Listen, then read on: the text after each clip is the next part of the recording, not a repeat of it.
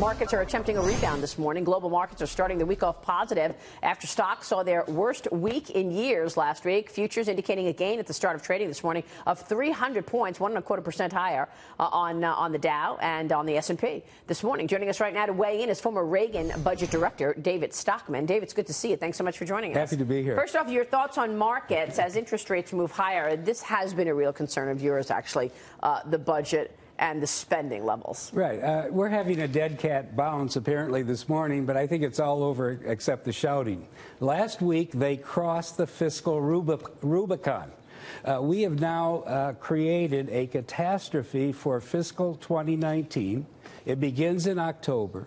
They're going to borrow $1.2 trillion at a time when the Fed, for the first time in 30 years, is going to be shrinking its balance sheet, which is the same thing as selling bonds into a bond market that the Treasury is extracting $1.2 trillion from.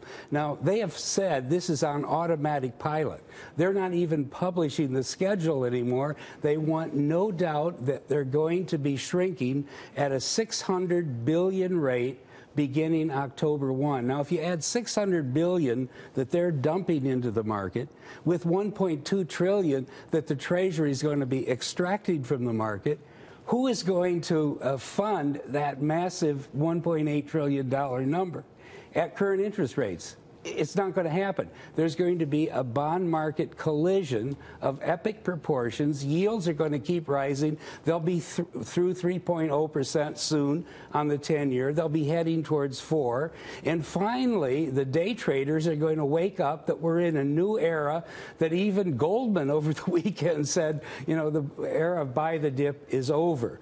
And unlike the budget director this morning. But they also said, Goldman said, growth in the economy of 18%. We want to buy stocks right now. For the end of the year? Goldman's pretty bullish on this market. Yes. Well, there's different parts of Goldman. It depends on whether you're advising the mullets who they're trying to sell stuff to, or whether they're advising themselves. Their overall research is bullish on stocks. Okay, all right. But the point, they did say that. My point is you're not going to turn this around. It's too late. And here's the key point. This will be year 10 in a business expansion. If we get through fiscal 19 with this massive borrowing without a recession, it will be month 124 of the expansion that started in June. That would be a historic record. That would be beyond the all-time record of 118 months in the 1990s when, as everybody here remembers, it was a far more benign environment. So if we look forward, we're going to have a tremendous as I say, collision in the bond market, and that's going to reverse this whole giant bubble that has been building for the last 9 years.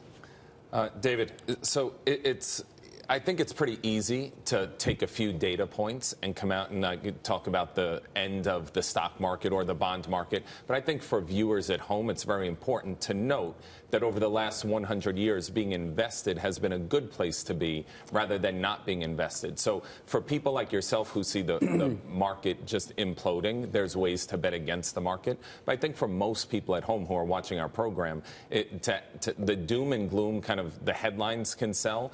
But history says that being invested in the market is a better place to be than sitting in the sidelines. Yeah, I wouldn't necessarily disagree with that, but I would say buying the market in March 2000 was a terrible idea.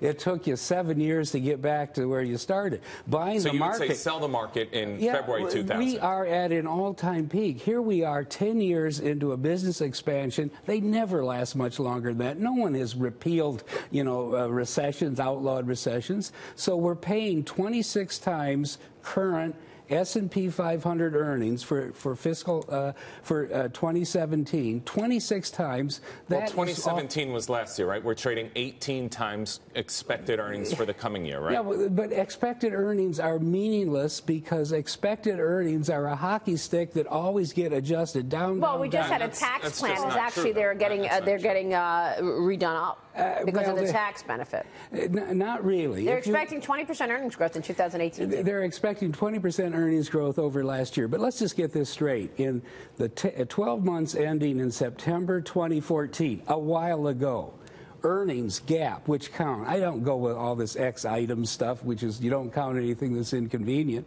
X items GAAP earnings were $106 a share. In the year just ended, they were $109. In other words, in 3 years, we made $3 of real earnings on the S&P 500. And even if they go up a little bit next year, you're at the end of a cycle. You do not value earnings at the end of a cycle at the same rate you value them. By the way, they're not going up a little bit, David. They're going to go up 20%, partly on the tax bill, saving money. So we've got to be honest and clear in terms of what the earnings picture is going to be.